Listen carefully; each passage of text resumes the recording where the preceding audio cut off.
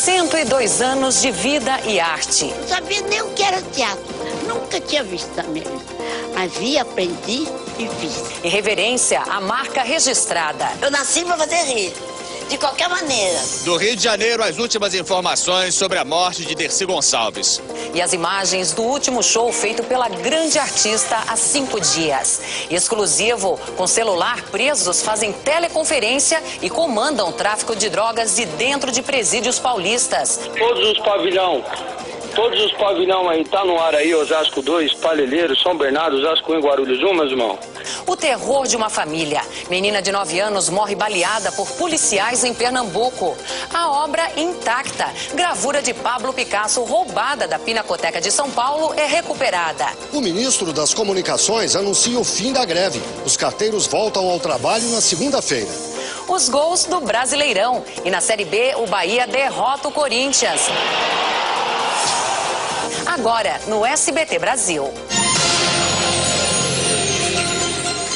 Hoje é um dia muito triste para todos nós brasileiros. Morreu Dercy Gonçalves, uma das grandes estrelas do nosso país. Dercy era contratada do SBT há mais de 10 anos, nossa colega de trabalho. Ela deixa a imagem da artista irreverente, criativa, que espalhava alegria. Vamos ao Rio de Janeiro. O repórter Marco Alvarenga tem mais informações sobre a morte de Dercy Gonçalves aos 102 anos de idade. Marco, boa noite. Boa noite. Dercy Gonçalves foi internada durante a madrugada no Hospital São Lucas, em Copacabana, a poucos metros do prédio onde morava. Ela apresentava um quadro grave de pneumonia que evoluiu para insuficiência respiratória. Dercy morreu às 4h45. Assim que a morte foi confirmada, jornalistas foram para a porta do hospital em busca de mais informações. O velório foi confirmado para amanhã na Assembleia Legislativa do Rio e o enterro será na segunda-feira na cidade natal de Dercy Gonçalves. Ao mês, um pouco antes do aniversário de 102 anos, a repórter Mônica Puga acompanhou Dercy Gonçalves numa viagem nostálgica até a pequena cidade onde ela nasceu, Santa Maria Madalena, no norte do estado. Foi a última viagem à cidade natal. A terra natal de Dercy tem apenas 11 mil habitantes e comida que deixa uma estrela de Madalena com água na boca. Aqui, eu tenho certeza que a galinha come milho. Porque eles não estão dando mais milho, a galinha está dando ração. Foi nesta casa que Dercy nasceu e viveu até a adolescência. Filha de um alfaiate e de uma lavadeira, ela cresceu sem a mãe, que abandonou o lar. E a menina, que sonhava em ser artista, decidiu ir embora. Esta era a estação ferroviária de Santa Maria Madalena. Foi daqui, aos 14 anos de idade, que Dercy Gonçalves tentou fugir pela primeira vez para se juntar a um grupo de teatro. O pai, é claro, não permitiu. Por isso, ela passou a noite aqui, escondida, debaixo de um vagão de trem. O cachorro, vai mais aqui. Eu não tinha medo de cachorro. Localizada pelo pai, Dercy teve que voltar para casa, mas foi por pouco tempo. Fugiu de novo e, desta vez, conseguiu uma chance. Não sabia nem o que era teatro. Nunca tinha visto na minha vida. Mas vi, aprendi e fiz. Foi o começo de uma vida de aventuras. Boa de comédia, logo ganhou espaço nos palcos. Daí, para o teatro de revista, foi um pulo. Teve uma filha, casou, se separou e a carreira emplacou mesmo nos anos 60, quando fez tudo ao mesmo tempo. Teatro, televisão e cinema. Estrelou mais de 20 chanchadas, ao lado de nomes como Grande Otelo e Zé Trindade. Era você, Ofélia. Sou eu, Armindo Tampinha. E por que tantos palavrões? Mas o que tem com as calças? Eu nasci para fazer rir. De qualquer maneira. Dercy trabalhou em circos, bares, cabarés, parques de diversão e nos cassinos. Mas ganhou dinheiro mesmo no teatro. Foram mais de 150 peças, 36 filmes e 15 trabalhos em televisão. Aqui no SBT, teve programas e participações especiais. Todos sabem. Não. Termina em morte. Não, morrer não. Eu falei que eu não quero morrer. Eu não morro em lugar nenhum, pô. Eu tenho compromisso com o Silvio Santos, não posso deixar ele na mão. Ela também mexeu com o carnaval carioca. Aos 84 anos, fez furor no Sambódromo. E aos 97, um pouquinho mais comportada, repetiu a dose. Um pedacinho dessa história está aqui, no Museu Dercy Gonçalves. O brilho de centenas de vestidos, figurino caprichado. Olha minha chata, olha meu diploma. uma. A centenária artista mostra que a vida não deixou tantas marcas assim. Afinal, foram uma tuberculose, um câncer e olha só. E acreditem, ela garante que é a mais velha. Na verdade, são 102 anos. 102 anos. O escrivão daqui me chamou e disse assim, a seu pai registrou tudo junto. E eu, então, estou separada da minha irmã. 6 meses, não é possível. Eu sou mais moça. O que mais impressiona é a vitalidade de Dercy Gonçalves. 15 horas depois dela ter saído do Rio de Janeiro para comemorar o aniversário aqui em Santa Maria Madalena, ela continua de pé, firme e forte, participando de todas as homenagens. Madalena amanhece. Foi só um soninho básico e lá vai Dercy. Apaixonada pela vida, mas amiga da morte, ela projetou e mandou construir seu mausoléu. A pirâmide de vidros e sol fica do lado de fora.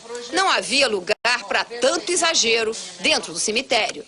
É aqui que eu quero ficar, é aqui que eu vou dormir. Não tenho pressa de vir, mas na hora que vier, estou feliz.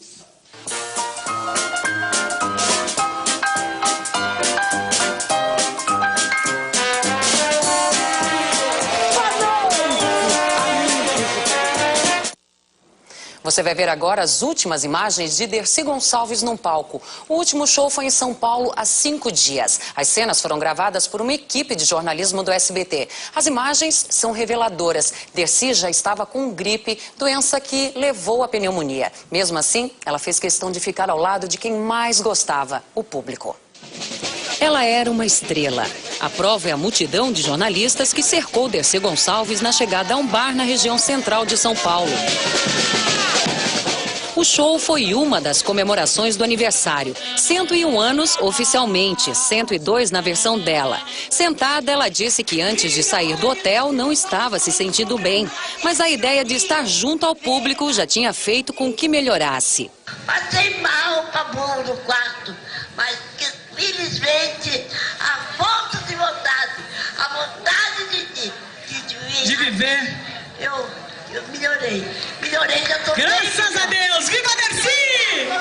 Viva Dercy! Obrigado, vocês que me botaram bom, vocês que me tiraram daqui, vocês que me trouxeram pra cá, muito obrigado.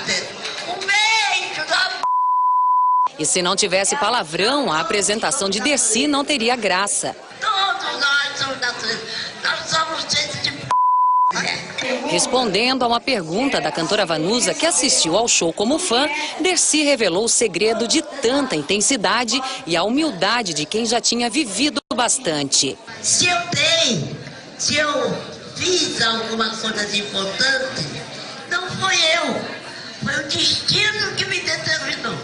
Prestigiada até por intelectuais como a escritora Maria Adelaide Amaral, Dercy Gonçalves cantou. Dos lábios meus, à procura dos teus. E cortou o bolo de aniversário. Para ela, um momento inesquecível. Jamais vou esquecer esse momento tão milagroso na minha vida. Ter o meu Brasil me aplaudindo. Obrigada. Não mereço tanto. Muito obrigada. Eu tenho vontade de chorar, mas não choro. Ainda nesta edição do SBT Brasil, você terá mais informações sobre a morte de Dercy Gonçalves. Exclusivo. Você vai ver agora como age uma quadrilha que comanda o crime organizado dentro e fora das cadeias. Chefes do PCC fazem conferências por telefone celular de dentro de 6 penitenciárias do estado de São Paulo. Escutas telefônicas autorizadas pela Justiça revelam como são organizadas a entrada e a venda de cocaína nas prisões. A reportagem é de Fábio Diamante. Do mesmo presídio onde 3 agentes foram presos acusados de vender celulares aos detentos, saem as principais instruções do crime organizado. As conversas gravadas com autorização da Justiça mostram uma verdadeira conferência. Chefes do PCC na cadeia de Vila Prudente, na capital paulista, conversam com comparsas em Parelheiros e outras 3 cidades da região metropolitana: Osasco, Guarulhos e São Bernardo do Campo. Todos os pavilhão aí, tá no ar aí, Osasco 2, Parelheiros, São Bernardo, Osasco 1 e Guarulhos 1, meus irmãos? Parelheiros tá, irmão. Osasco também tá. Os criminosos ensinam como deve ser a entrada e a venda de cocaína nas prisões do estado, chamadas por eles de faculdade.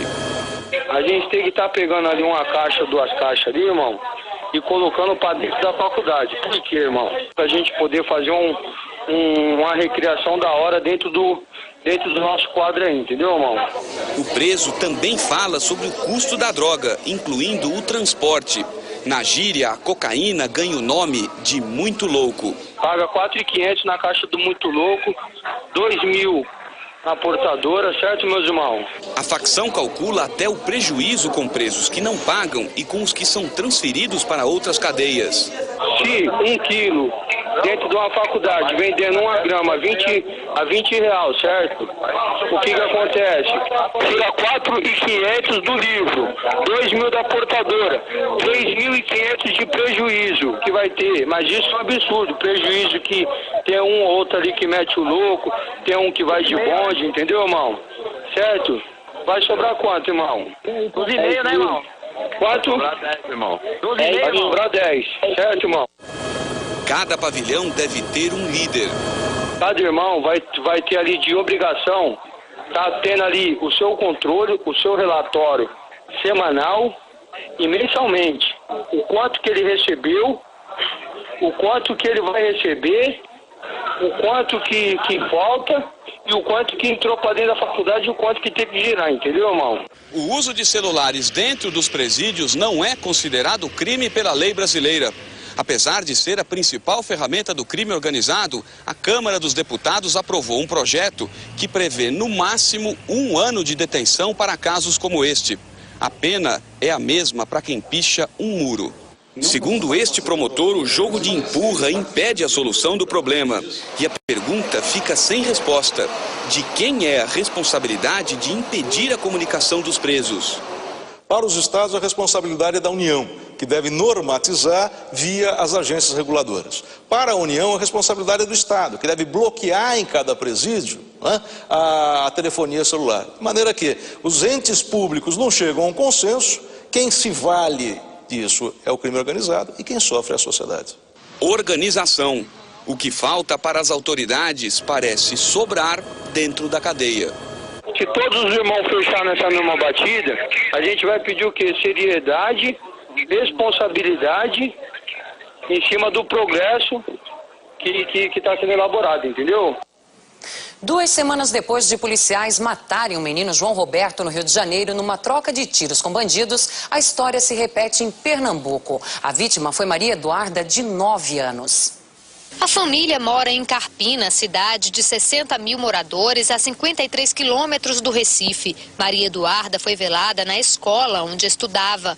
Por volta das 11 horas da noite, o casal e 5 crianças deixaram a festa. A poucos metros dali, o carro foi parado por assaltantes armados que roubaram dinheiro, joias e celulares. Segundo o motorista, quando os bandidos iam fugir, policiais chegaram atirando. Um dos ladrões escapou. O outro se escondeu dentro do carro da família.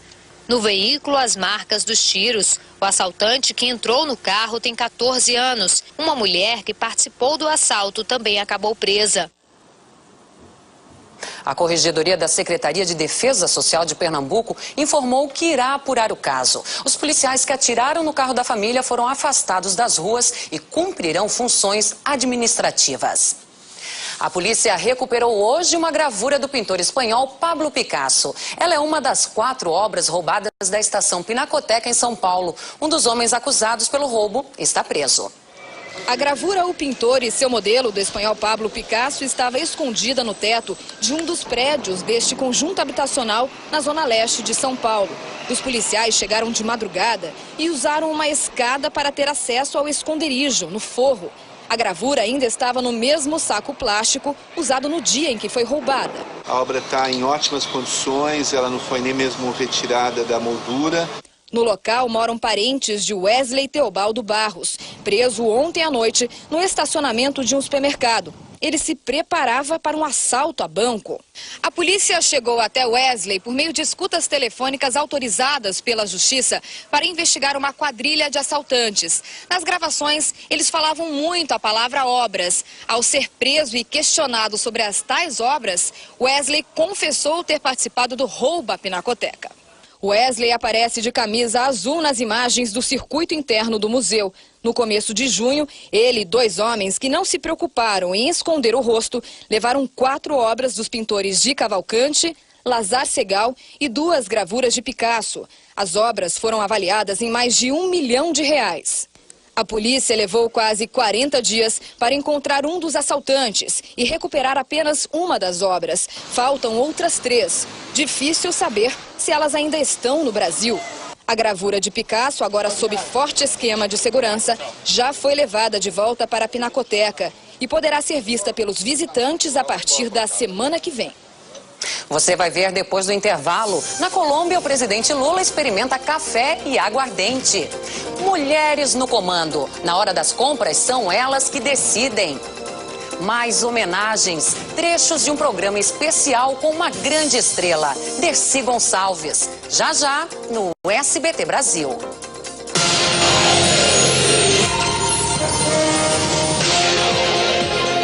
No encontro com o colega colombiano Álvaro Uribe, o presidente Lula experimentou café e aguardente colombianos. Os 2 presidentes assinaram acordos comerciais de defesa. A reportagem é da enviada especial a Bogotá, Natália Leite. Nem a chuva, bem na hora de assinar os acordos, tirou o bom humor do presidente Lula. E não é para menos. Depois da tarde de conversa, Álvaro Uribe anunciou o apoio à proposta brasileira de criação do Conselho Sul-Americano de Defesa. A Colômbia, aliada dos Estados Unidos, era o único país contrário ao projeto de integração das forças de segurança do continente. Também em Bogotá, o presidente deu o caso de Protógenes Queiroz por encerrado. O delegado que conduziu as investigações da Operação Satyagraha denunciou ao Ministério Público que sofreu pressão para se afastar do caso. É um problema da organização da Polícia Federal. Na casa de campo de Uribe, Lula experimentou café e aguardente colombianos. Bem, primeiro, o aguardente aqui não chega a ser um aguardente. E o café é de boa qualidade. Mais cedo, os presidentes abriram um encontro que reuniu cerca de 300 empresários dos 2 países. Antes de voltar para Brasília, o presidente Lula participa da comemoração pela independência da Colômbia em Letícia, que fica na fronteira com o Brasil. Amanhã estão previstas manifestações contra as Farc e pela libertação dos reféns em praticamente todas as cidades do país. Quem é que decide o que a família vai comprar? O homem ou a mulher? Essa é fácil. As mulheres dão a última palavra em 7 de cada 10 compras feitas pelo casal. Quadros, poltronas, cor da parede, flores e modelo do sofá. Tudo aqui dentro foi escolha dela. E na hora de mudar de endereço... Ele achava que não era a hora de trocar de apartamento. Eu achava que podia esperar um pouquinho mais. E eu achava que era a hora. E aí, ela ganhou. Trocamos de apartamento. Kátia não é a única a fazer valer a opinião dela. Uma pesquisa feita em São Paulo mostra que é das mulheres a decisão de compra de 7 em cada 10 produtos utilizados pela família. E quando não são elas que assinam o cheque, influenciam maridos e filhos, até na escolha do carro dele. Até hoje ele vinha sozinho, eu falei, mas você vai ver sem mim? Ele não, a gente veio junto, não, a gente gosta de ver essas coisas sempre junto.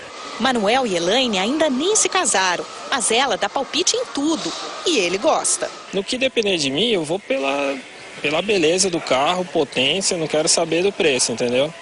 Ela já não, já vê mais a questão do custo-benefício. Práticas, econômicas ou gastadeiras, não importa. Em 10 anos, elas ganharam mais dinheiro e poder de decisão. O número de mulheres chefes de família quase dobrou.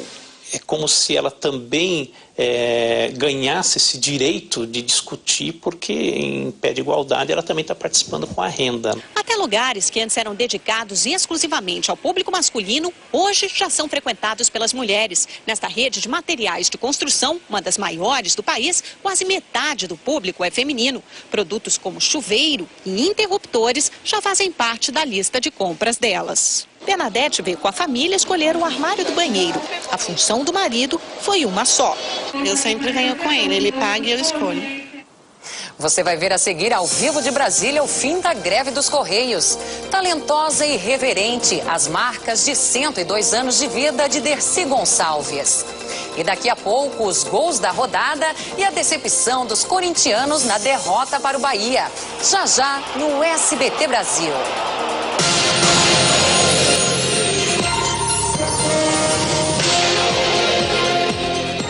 A morte da atriz e comediante Dercy Gonçalves. Nós vamos ao Rio de Janeiro ao vivo com o repórter Marco Alvarenga. Marco, o Rio de Janeiro está de luto? É verdade, o governador Sérgio Cabral decretou luto oficial por 3 dias. O corpo de Dercy Gonçalves vai ser enterrado com plumas, paetês, joias e peruca, como ela gostava. A família já avisou que vai atender ao último pedido de Dercy. O enterro vai ser ao som do Samba Enredo da Viradouro, no Carnaval de 91, quando Dercy Gonçalves foi a grande homenageada. Dercy tinha um contrato vitalício com o SBT há 10 anos. Agora há pouco, um colega dela aqui no SBT, na emissora, Moacir Franco, falou sobre Dercy. Eu tenho certeza que a Dercy Gonçalves foi uma da raríssima pessoa que fez, viveu, curtiu tudo o que queria desta vida. E outra coisa muito boa, ela morreu lúcida, ela morreu vivendo, entendeu? Então, desculpe, eu estou emocionado, mas assim, eu acho que ela fez tudo o que queria e é um exemplo muito bacana pra gente. Sempre irreverente, com um jeito de falar o que vinha à cabeça, Dercy tornou-se uma das comediantes mais populares do Brasil. Começou a carreira no teatro, nos anos 50, trabalhou no cinema e depois na televisão. Era contratada do SBT, onde participou de vários programas. Lá em cima tem um tiro, lá embaixo tem um tiro. Que energia que tem essa mulher, eu tenho, nunca vi. Eu tenho muita energia. A única coisa que eu tenho bastante, sabe? Mas tem demais até. O que é que você toma? Nabo seco. Muito bom. Aquele que tem uma ramagem. Não vai mexer nas minhas coisas, não, cara. Não mexe. Peraí, eu sonhei. Sonhou? Eu sonhei que eu era rica. Não, deu teu número. Mentira. Você tá rica. Ai, vou desmaiar. Esse homem que eu queria pra mim, lá em casa, como meu companheiro, um homem que simboliza a paz, um homem que simboliza a esperança e o amor. Era isso que eu queria. Caramba, ele é bom, ele é fino, ele... Me digas, sou de solteiro? Eu tenho uma grande família. E ele é casado? Minha Não. mãe. Não, ele não é casado.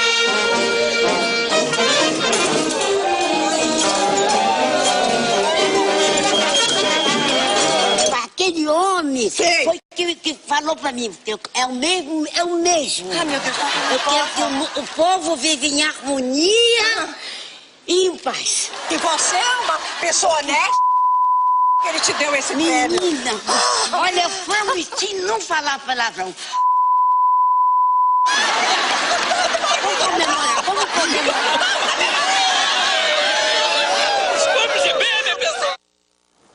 E você vai ver a seguir os gols da primeira divisão do Campeonato Brasileiro.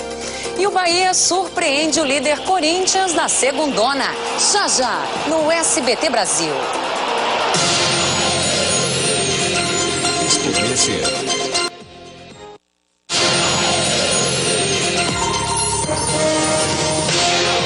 O ministro das Comunicações, Hélio Costa, anunciou o fim da greve dos Correios, que já durava 19 dias. Vamos a Brasília com Guilherme Menezes. Guilherme, o governo teve que ceder? Sim, o ministro Hélio Costa disse que todos os funcionários dos Correios vão receber um reajuste de 30%. Desde novembro, esse aumento era exclusivamente para carteiros. Outra reivindicação, a atualização do plano de cargos e salários, vai ser discutida na database da categoria. O governo também prometeu não descontar os dias parados, mas os grevistas vão ter que trabalhar a mais para pagar esse tempo. Analise. E Guilherme, quando os carteiros vão voltar ao trabalho?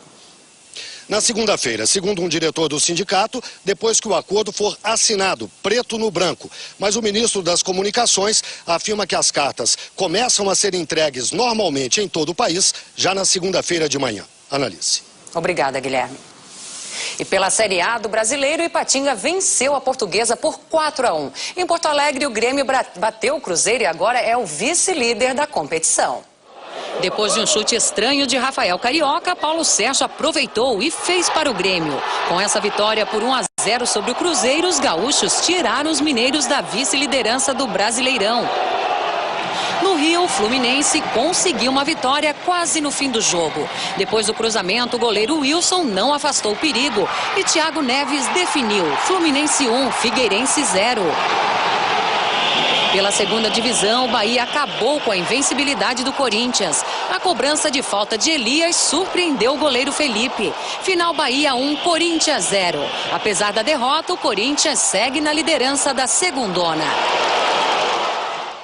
Um exército chinês, cerca de 1 milhão de operários que construíram mais de 30 instalações olímpicas, estão deixando Pequim. Eles trabalharam durante 7 anos e não poderão assistir aos Jogos. Veja na reportagem da correspondente do SBT na China, Giovana Vitola.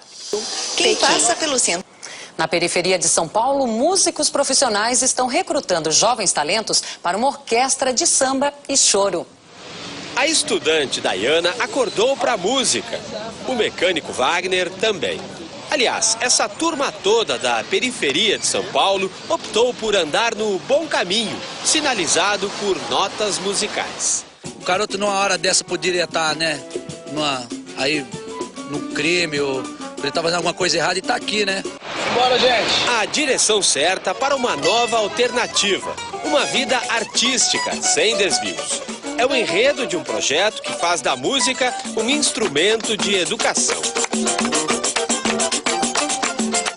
Nesse ônibus, o balanço é agradável.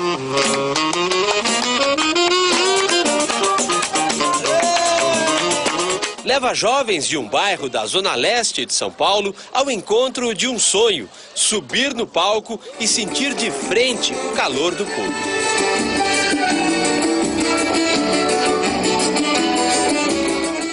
Nós fomos criados num bairro que não tinha água, não tinha luz, existia também a violência, mas a gente viu na música uma saída assim.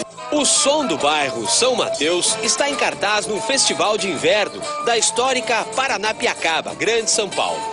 O mecânico, os estudantes, colegas de bairro que compõem a orquestra de samba e choro, põe muita gente para dançar.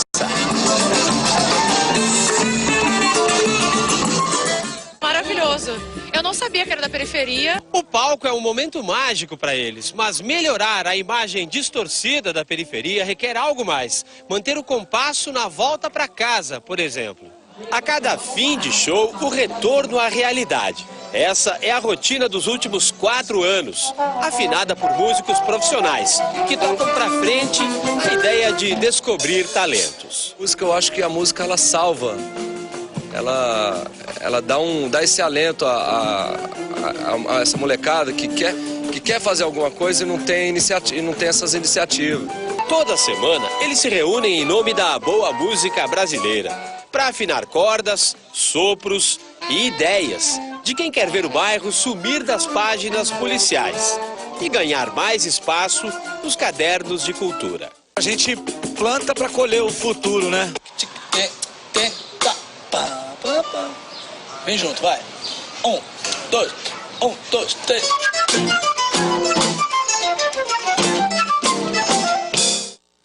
Yudi e Priscila, apresentadores do programa infantil Bom Dia Companhia aqui do SBT, foram as estrelas do lançamento do filme infantil Space Chimps, Os Micos no Espaço.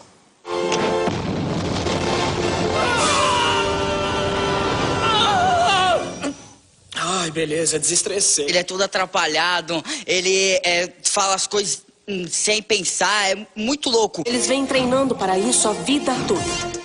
Ela é meio CDF, ela é certinha. Esses são Luna e Han, 2 chimpanzés astronautas da NASA.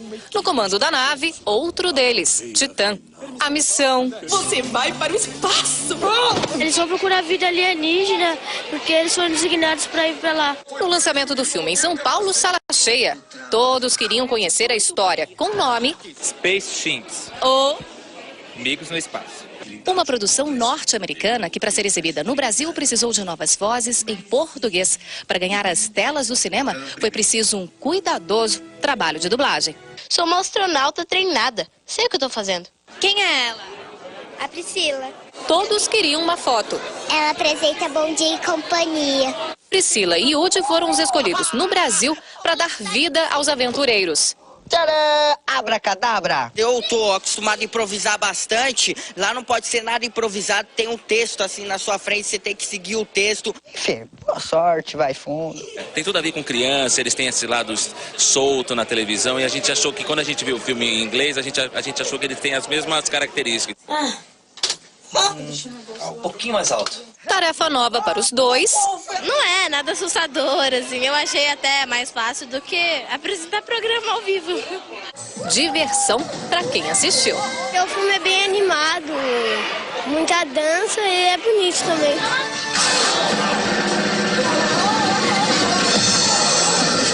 Sempre querido.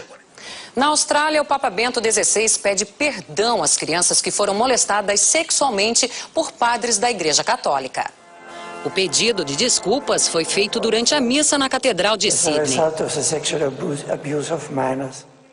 O Papa disse que sente vergonha pelo que aconteceu, um profundo pesar e que os responsáveis devem ser levados à justiça. Bento XVI já tinha falado sobre os padres pedófilos durante uma visita aos Estados Unidos, mas a linguagem usada na Austrália foi muito mais forte e direta. As duas filhas deste casal teriam sido abusadas por um padre australiano quando eram crianças. Uma cometeu suicídio e a outra se tornou alcoólatra. Para Anthony Foster, palavras não são suficientes. O Vaticano deveria oferecer ajuda prática às vítimas. Manifestantes também fizeram protesto pelas ruas de Sydney e um homem foi preso. Vamos voltar agora ao Rio de Janeiro com o repórter Marcos Alvarenga e as últimas informações sobre a morte da atriz e humorista Dercy Gonçalves. Marcos, o velório está confirmado para a Assembleia Legislativa, né? Sim, a família informou que o velório começa na manhã desse domingo, mas o enterro só será na segunda-feira, na cidade onde Dercy nasceu, a pequena Santa Maria Madalena, no norte do Rio. Dercy será enterrada num local especial que ela mesma construiu. Se para o Brasil Dercy era tão popular, para a pequena Madalena era uma filha ilustre. Muito obrigado, Marcos. A lei seca completa um mês e começam a vencer as multas que já foram aplicadas. O dinheiro arrecadado pelos estados vai ser usado na melhoria da fiscalização do trânsito. Mas o verdadeiro ganho está na economia de gastos com a saúde. As ruas do país nunca viram tanta fiscalização. Um primeiro balanço mostra que desde o começo da lei seca, o Distrito Federal aplicou 150 multas, número superior ao de São Paulo, que tem uma frota 18 vezes maior do que a capital federal. Em Minas, foram 147, na Bahia, 209, em Pernambuco, 66. As multas renderam quase R$700 mil. Os Detrans informam que esse dinheiro deve ser aplicado na melhoria da sinalização e engenharia de trânsito. Nas estradas, o investimento prometido é o mesmo. E a polícia diz que a fiscalização vai continuar de dia e de noite. Gosta de beber, que beba. Só que é proibido e as pessoas têm que atender, têm que aceitar que é proibido beber e dirigir. Os melhores resultados da lei apareceram no sistema de saúde pública. Em boa parte do país, o primeiro socorro a vítimas do trânsito é feito pelo SAMU. Depois da lei seca, o serviço registrou uma queda de 24% nos atendimentos. Resultado, as ambulâncias agora podem ser usadas em outras emergências, como infartos, queimaduras, partos. Nos prontos socorros, a economia é significativa. Até junho, o Brasil gastava mais de R$800 milhões por mês com acidentados de trânsito. Nos últimos 30 dias, a economia foi de quase 200 milhões. Mas nenhum ganho supera as vidas salvas. Era uma coisa de louco, parecia um Vietnã. E agora? Hoje, graças a Deus, caiu. Eu acho que está muito bom e deve continuar. Apenas metade das grávidas no Brasil consegue fazer o pré-natal gratuito. Consultas e exames feitos durante a gravidez poderiam evitar partos prematuros e muitas mortes. 5 horas da manhã, madrugada chuvosa em Salvador. Na fila, à espera de médico, dezenas de grávidas. Eu levanto 4 horas, né? Pego o carro de 4h30 para chegar aqui, para não pegar muita gente na minha frente. Não tem assim vaga para as gestantes. Quando a gente chega, aí fica difícil a gente. Jussiara veio de longe. Ela espera o primeiro filho e está ansiosa para fazer o pré-natal. Eu vim do interior de Crisópolis, saí 11 horas da noite, fico aqui tomando chuva, frieza, correndo risco, né? No mínimo 6 consultas médicas durante a gestação é o que a Organização Mundial de Saúde recomenda para um pré-natal considerado o ideal.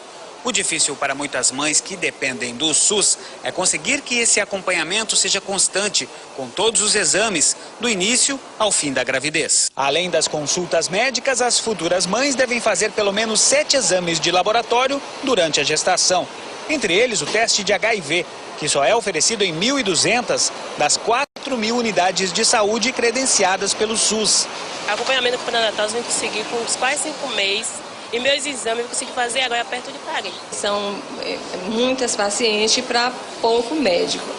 Eu tenho 20 anos nessa unidade e continuo fazendo pré-natal sozinha. O Ministério da Saúde afirma que hoje metade das mães brasileiras fazem o pré-natal.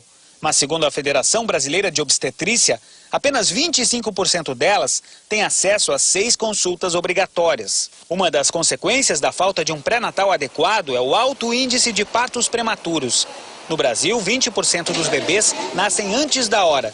Em outros países da América do Sul, como a Argentina, a taxa não ultrapassa os 12%. Aumenta a cobertura no pré-natal na cidade e junto à trabalhadora rural.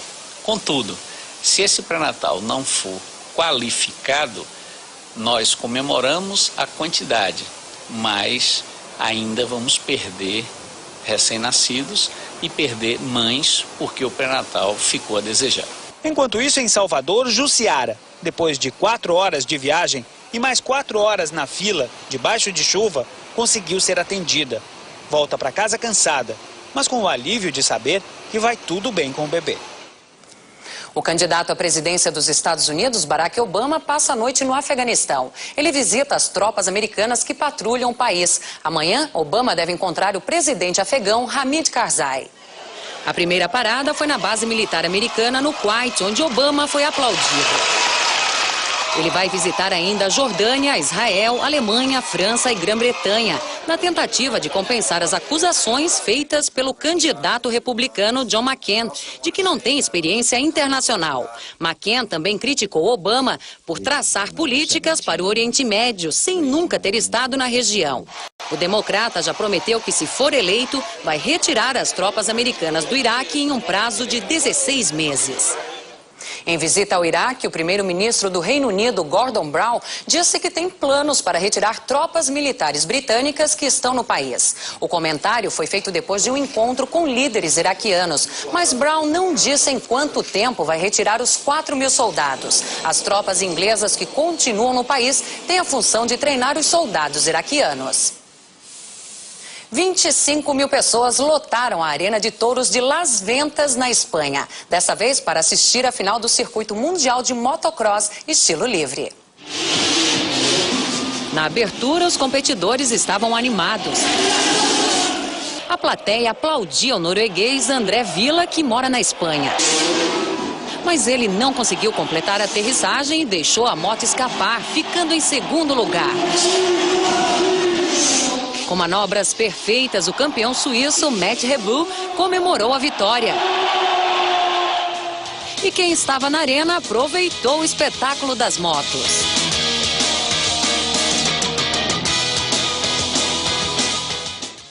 Especialistas americanos analisam mais de 120 rolos de negativos do lendário fotógrafo de guerra Robert Capa. O material, dado como perdido durante quase 70 anos, tem imagens inéditas. Para o SBT Brasil. O SBT Brasil volta na segunda-feira. Amanhã, no Domingo Legal com o Gugu, você vai ver imagens inéditas e uma homenagem especial a Dercy Gonçalves. Fique agora com mais um capítulo de Pantanal.